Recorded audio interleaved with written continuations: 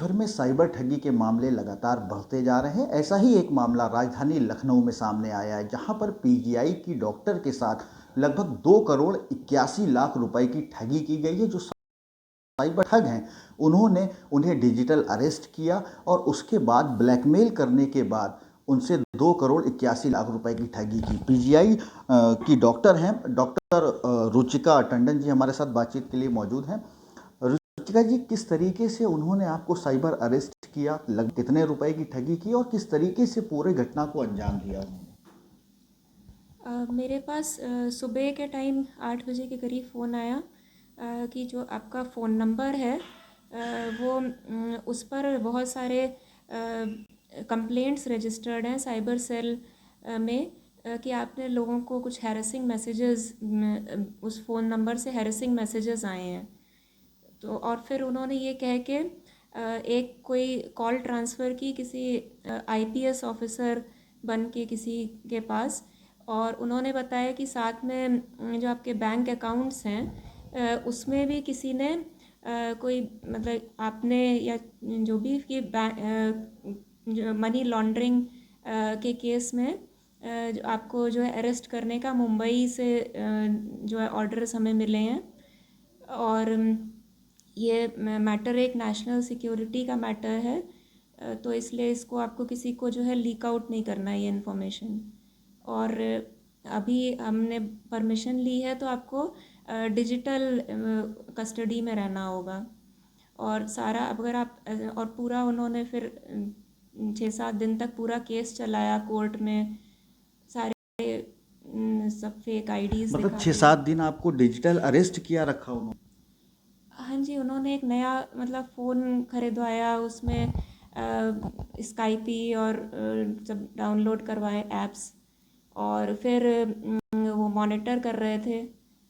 और फिर अलग अलग बैंक्स में जाके सारा कि सब कुछ डिक्लेयर करना है, तो जो भी एफडीज़ थी या जो भी कुछ मतलब उन्होंने कहा एवरीथिंग आपके खिलाफ डिटेल्स। मनी लॉन्ड्रिंग का केस दर्ज है और जैसा वो कहते हैं वैसा आपको करना है। और 6-7 दिन की ये प्रक्रिया चलती रही, जैसा वो कहते रहे वैसा आप करती रही। हाँ जी।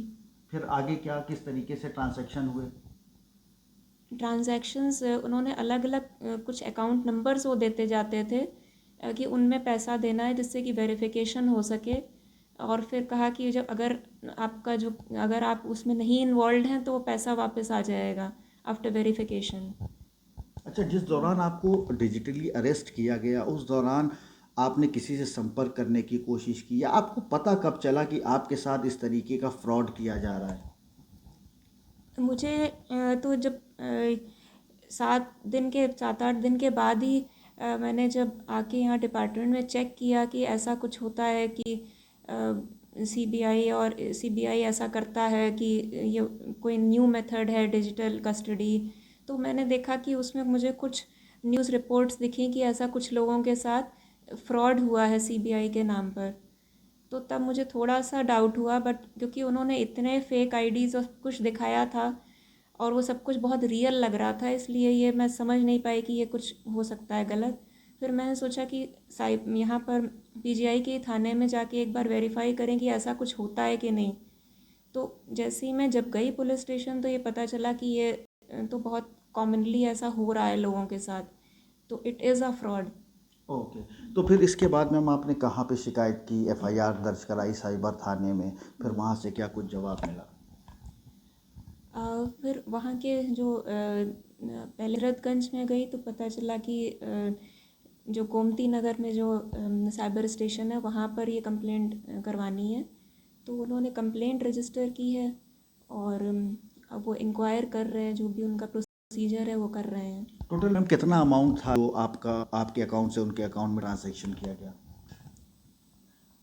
It is between 2 and 3 crores। 3 crore. हाँ जी। मतलब केस ख़त्म करने के एवज में वो आपसे पैसे लगातार मांग रहे थे, जो सीबीआई अधिकारी फर्जी बने हुए थे? नहीं, वो केस ख़त्म करने के लिए नहीं मांग रहे थे। वो ये कह रहे थे, उन्होंने ये मुझे कन्विंस किया कि शायद किसी ने गलती से आपको जो है फंसा दिया इस मामले में, तो वो सारा कुछ वेरिफिकेशन करेगी पुलिस, और कोर्ट भी पूरा वेरीफाई करेगी सारे आपके अकाउंट्स सरकारी अकाउंट में या जो भी अकाउंट्स में डालने हैं। अगर वो सही मिली इन्फॉर्मेशन वेरीफाई करने के लिए वो ले रहे थे मुझसे। आपने सुना डॉक्टर रुचिका टंडन हमारे साथ बातचीत के लिए मौजूद थी। पीजीआई में न्यूरो डिपार्टमेंट में ये डॉक्टर हैं और इनके साथ लगभग 2 करोड़ 81 लाख रुपए की ठगी की गई। लगभग 7 दिन उन्हें डिजिटली अरेस्ट किया गया और उसके बाद जब उन्होंने गहनता से इस मामले की जांच की तब पता चला कि उनके साथ फ्रॉड किया जा रहा है। फिलहाल एक बड़ी ठगी को अंजाम दिया गया है। लखनऊ से अजहर खान, भारत।